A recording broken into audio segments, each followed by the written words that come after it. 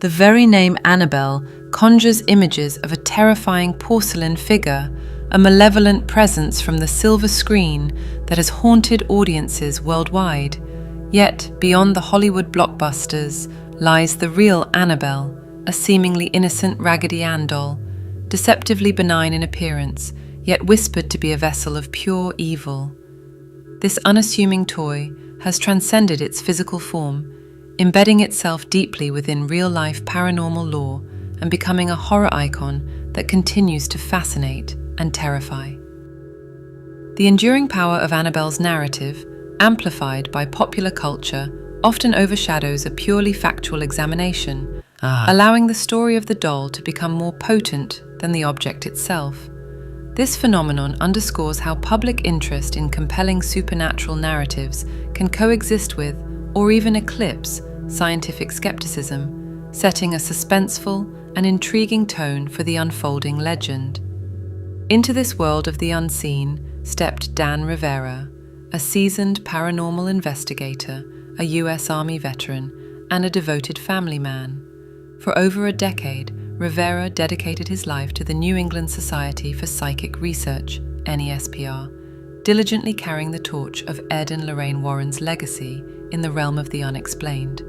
His journey into the paranormal began early in life, having witnessed unexplained events in his own home, and he was even an expert in the rites and rituals of Santeria.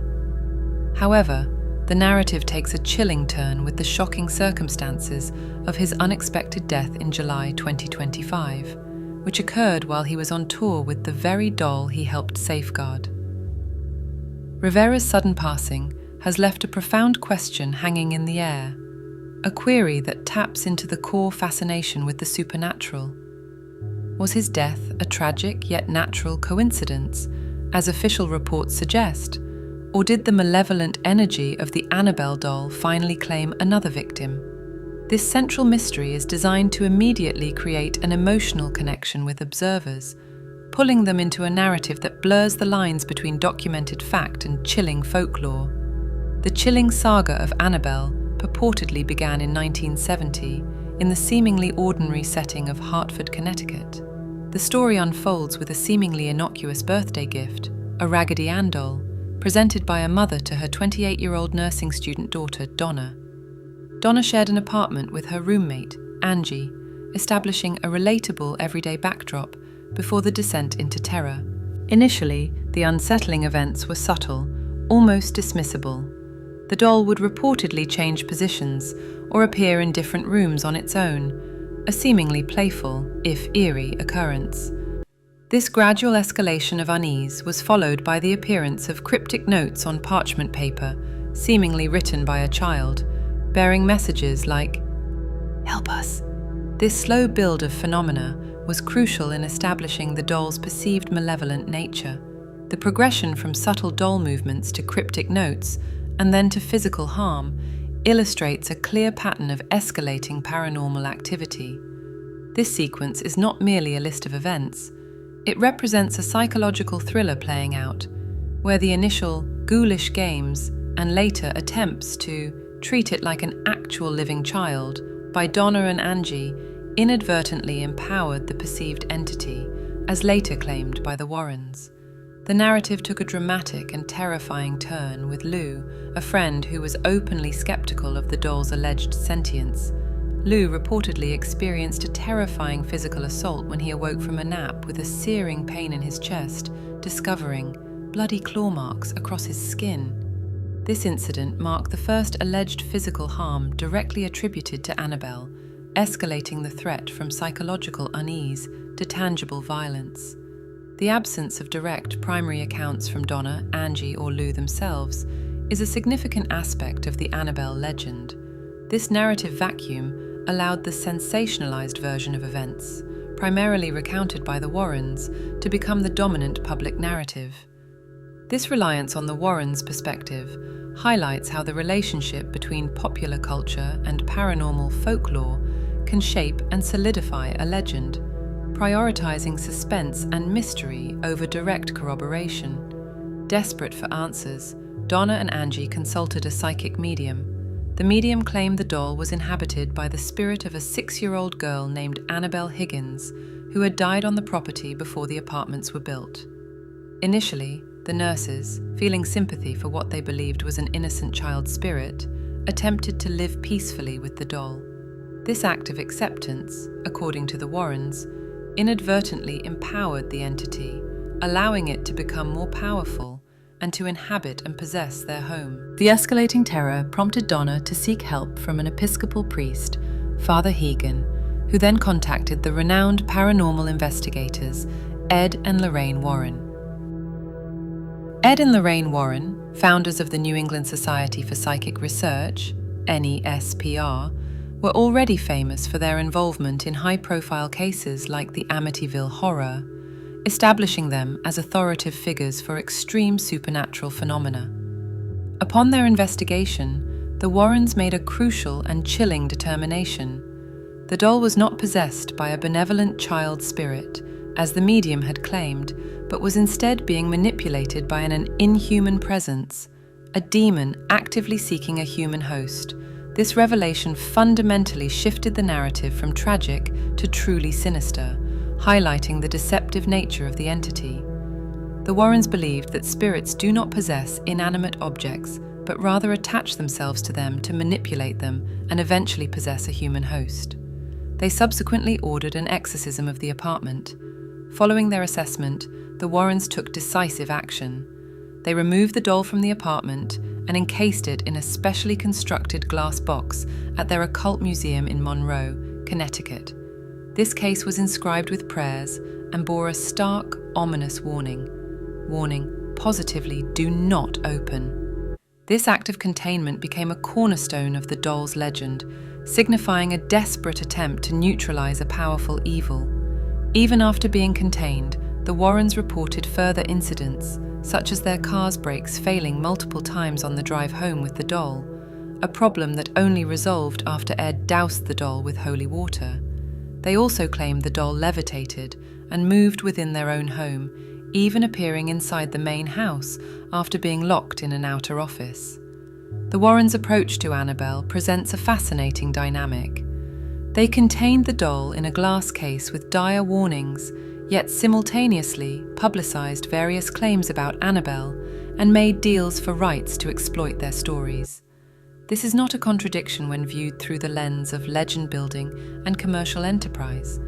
The very act of containing something so dangerous and then publicizing its alleged power directly fueled its notoriety and their own fame. This created a causal relationship where publicized containment led to increased public fascination, eventually culminating in the Conjuring film universe. It is important to acknowledge the significant skepticism surrounding the Warrens' claims. Science writers and academics have widely dismissed their accounts as myth and folklore, suggesting that many of the legends were of their own doing, and that the real-life Annabelle is actually far less impressive than its sensationalized portrayal. Some critics have even labeled the Warrens as grifters, and Sharon A. Hill, a science writer, criticized sensational press coverage, noting that we have nothing but Ed's word for this, and also for the history and origins of the objects in the museum. This critical perspective adds another layer to the narrative, highlighting a deliberate blurring of lines between genuine investigation and entertainment, a dynamic that would continue with Dan Rivera's involvement. Dan Rivera was a compelling figure in the paranormal community. A 54-year-old U.S. Army veteran, a devoted husband, and a father of 4. For over a decade, he served as a senior lead investigator for the Connecticut-based New England Society for Psychic Research, NESPR. Rivera was known for his profound passion for paranormal research and his genuine desire to educate and connect with others, a commitment that defined his public and private life. His personal journey into the paranormal began at an early age, having witnessed unexplained events occurring in his own home, and he was recognized as an expert in the rites and rituals of Santeria. Rivera was deeply connected to the legacy of Ed and Lorraine Warren. He worked closely with Lorraine Warren until her passing in 2017, and was widely regarded as carrying forward their mission and dedication to investigating the unknown. This established him not merely as a paranormal investigator, but as a direct inheritor of a significant and potentially dangerous legacy. His personal history of paranormal experiences further cemented his credibility within the community, making his sudden death while associated with Annabelle an even more profound and symbolic event for believers. This personalizes the story, transforming Rivera from a subject into a compelling character, a dedicated guardian who potentially paid the ultimate price for his commitment. Beyond his investigative work, Rivera was a public face of the paranormal. He actively engaged with the community and wider audiences, appearing on television shows like Travel Channel's Most Haunted Places, and serving as a consulting producer for Netflix's 28 Days Haunted.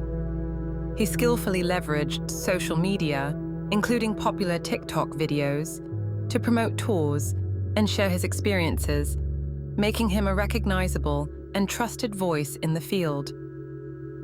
His public persona meant that his actions, particularly concerning Annabelle, would be inextricably linked to the doll's formidable reputation. In May 2025, a controversial decision was made: the inception of the Devils on the Run tour. This tour was designed to showcase haunted artifacts from the Warrens Occult Museum, with Annabelle as the star attraction. The tour's stated purpose was to allow paranormal enthusiasts to witness the real Annabelle firsthand, a rare opportunity since the museum's closure to the public in 2019 due to local government regulations. Crucially, this tour proceeded despite explicit warnings issued before Rivera's death. Chris McKinnell, Lorraine Warren's grandson, publicly expressed grave concerns. He stated that Lorraine never wanted Annabelle on tour, criticized the decision to letting people touch her case, and stressed the perceived lack of proper safeguards. McKinnell chillingly reiterated Ed Warren's famous warning, "Positively do not open. If they keep doing this without understanding what they're handling, someone is going to get seriously hurt."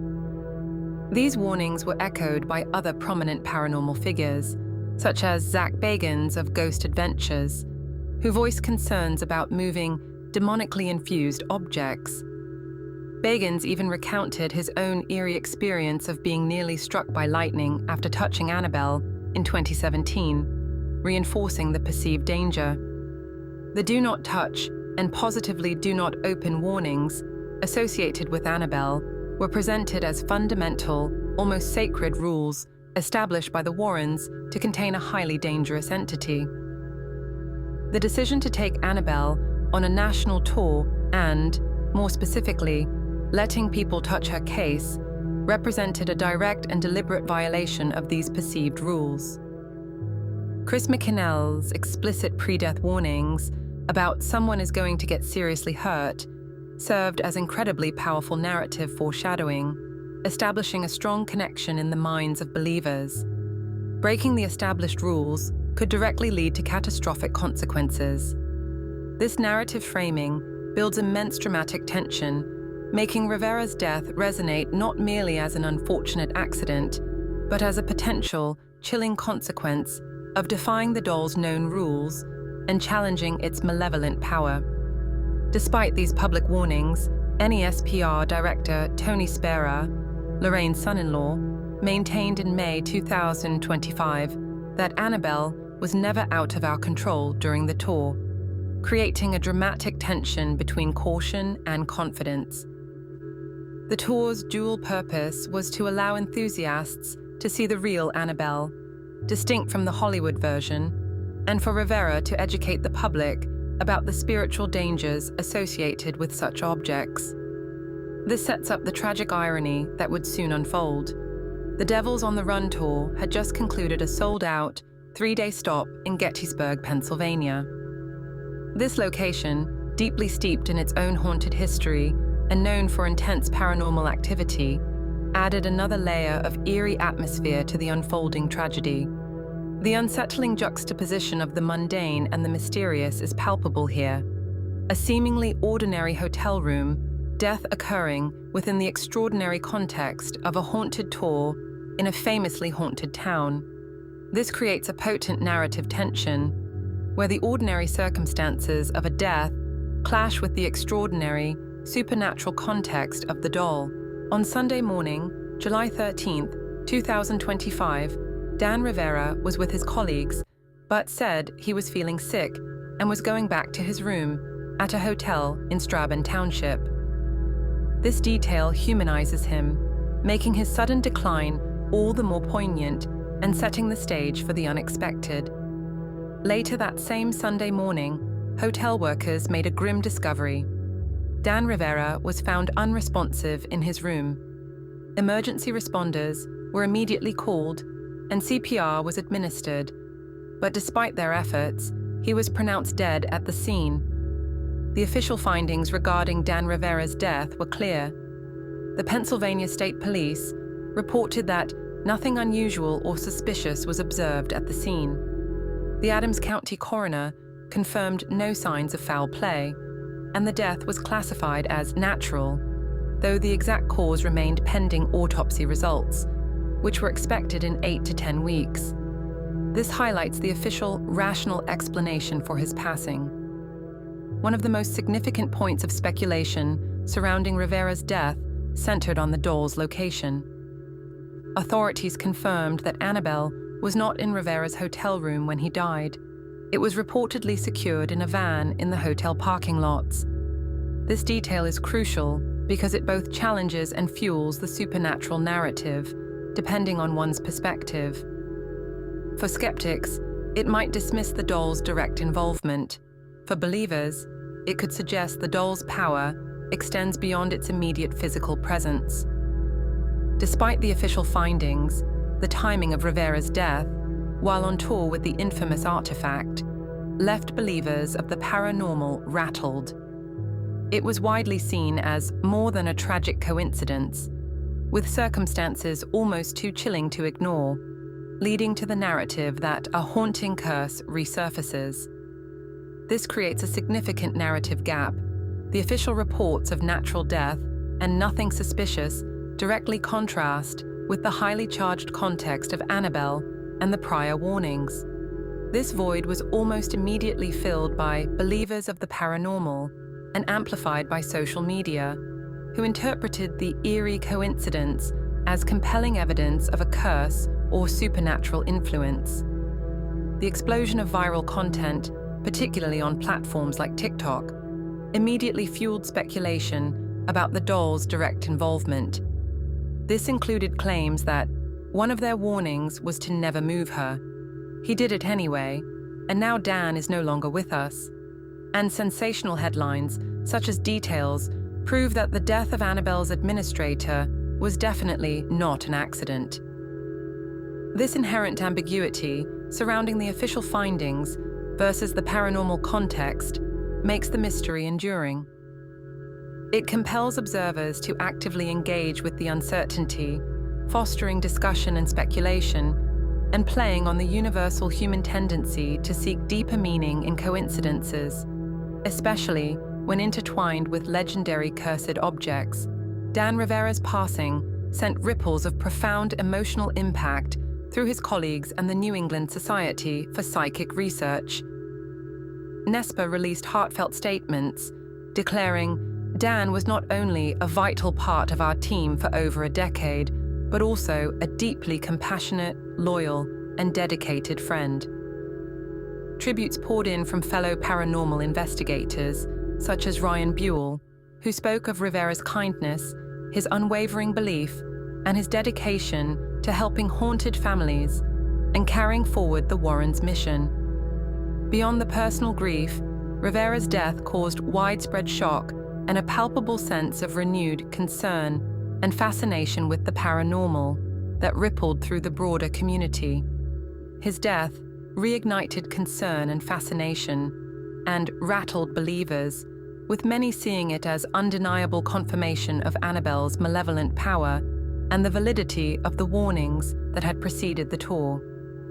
This tragic event, irrespective of its official cause, served as a powerful reinforcement of the Annabelle legend within the paranormal community and the broader public consciousness.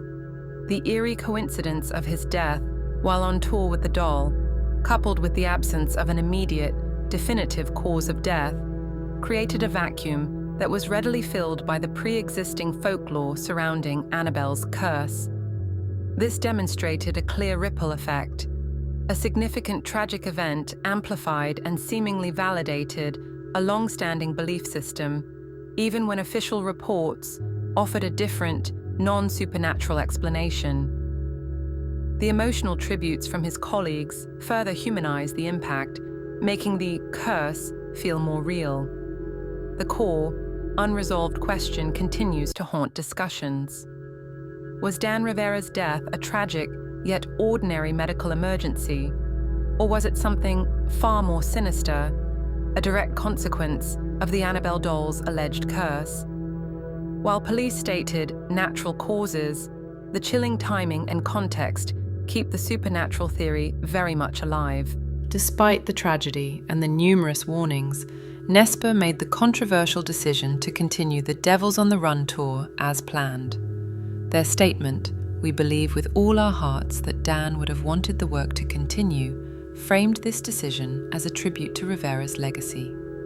However, for many, it represents a defiant act against the perceived curse, or perhaps a demonstration of the commercial value derived from the belief in Annabelle's power, which appears strong enough to override caution and even tragedy. This decision suggests a self-perpetuating cycle. The doll goes on tour, a significant incident occurs, the legend grows exponentially, and the tour continues, further cementing its place in popular culture. This is a broader observation about how paranormal narratives, especially those with a commercial aspect, sustain and even amplify themselves through real-world events. Annabelle's enduring power as a cultural phenomenon remains undeniable. Whether viewed as a genuinely demonically possessed entity or a compelling piece of paranormal folklore, its story continues to keep people up at night and inspire widespread concern and fascination. The doll remains a potent symbol of the unknown and the terrifying, a chilling testament to the power of belief and narrative. The ultimate question lingers.